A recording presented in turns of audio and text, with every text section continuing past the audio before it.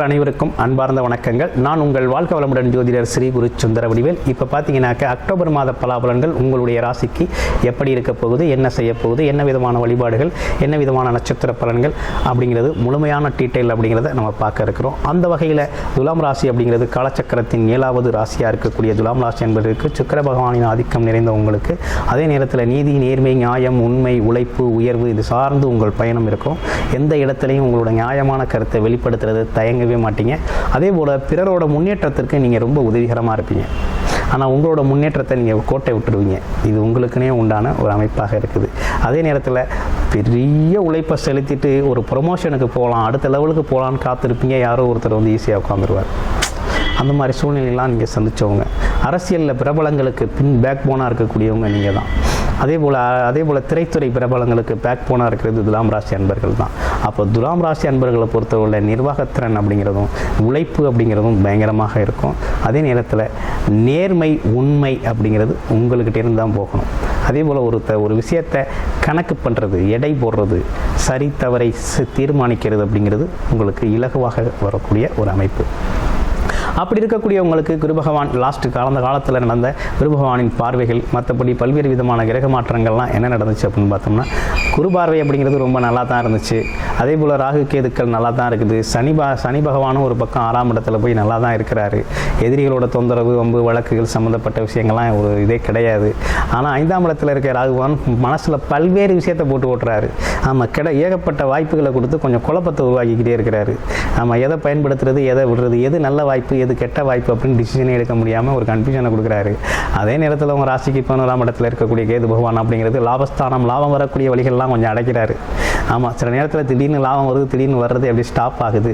வேலை தொழில்களில் வரக்கூடிய லாபங்கள் குறையக்கூடிய அமைப்பு அப்படிங்கிறது கொடுத்துக்கிட்டு இருக்கிறாரு. இன்னொரு பக்கம் பாருங்கள், குரு பகவான் பார்த்தீங்கன்னா 9ஆம் இடத்துலேருந்து பார்க்குறாரு. பார்வையும் நல்லா இருக்குது, எல்லாம் நல்லா இருக்குது. ஆனால் எவ்வளவு நல்லா இருந்தாலும் உடல் ஆரோக்கியத்தில் ஒரு மாற்றம் ஏற்படலை அப்படிங்கிறது மாதிரி இருக்குது.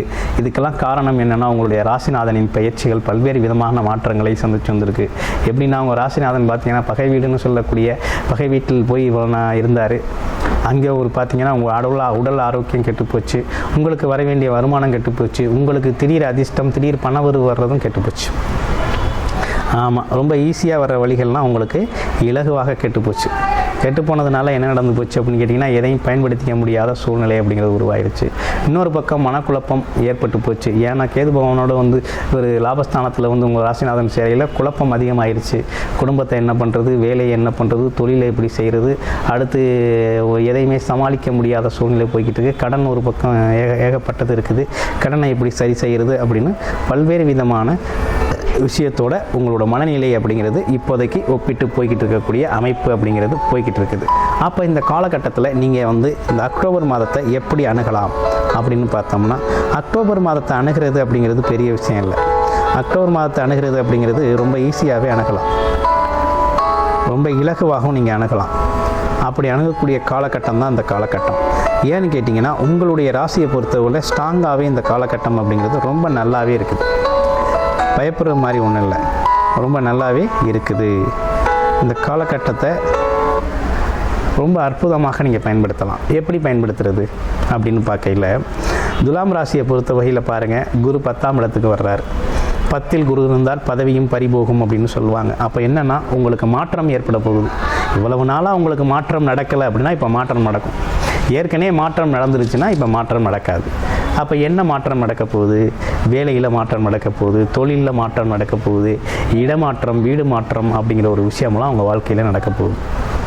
இடமாற்றம் செஞ்சுக்கிறது, வேலை மாற்றம் செஞ்சுக்கிறது, தொழில் மாற்றம் செஞ்சுக்கிறது, ஊர் மாற்றம் செஞ்சுக்கிறது, இப்படிப்பட்ட விஷயம் நடப்பது. குறிப்பாக வேலை தொழில் மாற்றங்கள் உறுதியாக இருக்குது. ஏன்னா ரொம்ப நாளாக துலாம் ராசினருக்கு ஒரு நிலையான வேலை வாய்ப்பு இல்லை, நிலையான ஒரு வருமானம் இல்லை, நிலையான தொழிலும் இல்லை அப்படிங்கிறது மாதிரி போயிட்டு இருந்துச்சு இல்லையா? இவை அனைத்தும் இப்போ பார்த்திங்கன்னா ரொம்ப அற்புதமாக மாற்றம் பெற்று சிறப்பை தரும் வகையில் அமைஞ்சிருக்குது. அதே போல் பார்த்திங்கன்னா புதனும் சுக்கிரனும் பரிவர்த்தனை யோகம் பெறக்கூடிய இந்த காலகட்டத்தில் மறைமுகமாக உங்களுக்கு வருமானம் வரக்கூடிய அமைப்புகள் நல்லா இருக்குது. ஷேர் மார்க்கெட் துறைகளில் இருக்கிறவங்க, அதே மறைமுக இன்வெஸ்ட்மெண்ட் பிளானில் இருக்கிறவங்க, இவங்களுக்கெல்லாம் ஒரு நல்ல வருமானம் வரும். இல்லை வராது, பணம் வராது அப்படின்னு சொல்லி முதலீடு போட்டு வச்சுருந்தவங்களாம் திடீர்னு வரக்கூடிய வாய்ப்பு அப்படிங்கிறதையும் கொடுக்கக்கூடிய ஒரு அமைப்பு அப்படிங்கிறது இருக்குது. எது எப்படி இருந்தாலும் உங்கள் தைரியம், தன்னம்பிக்கை அப்படிங்கிறது அது நாளுக்கு நாள் அதிகரிக்கக்கூடிய ஒரு அமைப்பை செவ்வாய் பகவான் கொடுத்துக்கிட்டு இருக்கிறாரு. அப்போ இந்த காலகட்டம் அப்படிங்கிறது ரொம்ப அற்புதமாக பயனுள்ள வகையில் உங்களுக்கு அமைஞ்சிருக்கு. குறிப்பாக வேலை, தொழில், வருமானம், இடமாற்றம், வேலை மாற்றம், தொழில் மாற்றம், டிரான்ஸ்ஃபரு, இது எல்லாமே ரொம்ப நல்லா இருக்குது. குடும்ப உறவுகளில் இருந்த கசப்பான சூழ்நிலைகள் மாறி கொஞ்சம் சம்பவங்கள் இனிப்பாக இருக்குது. அதே நேரத்தில் உங்களுக்கு கொஞ்சம் கோபம் வரும், கொஞ்சம் டென்ஷன் வரும், கொஞ்சம் வெறுப்பு வரும். இதெல்லாம் நீங்கள் குறைத்துக்கொள்ளணும். பொறுமையும் அமைதியையும் கடைபிடிக்க வேண்டிய காலகட்டமாக இது இருக்குது. நெக்ஸ்ட்டு, உங்களுடைய பிறப்பு ஜாதகம் தொடர்பான முழுமையான விஷயம், ஒரு பர்சனல் கன்சல்டேஷன் தேவைப்படுது.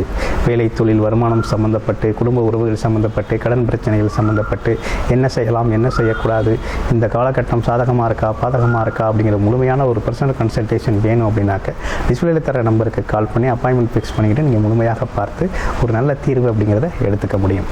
நன்றி, வணக்கம்.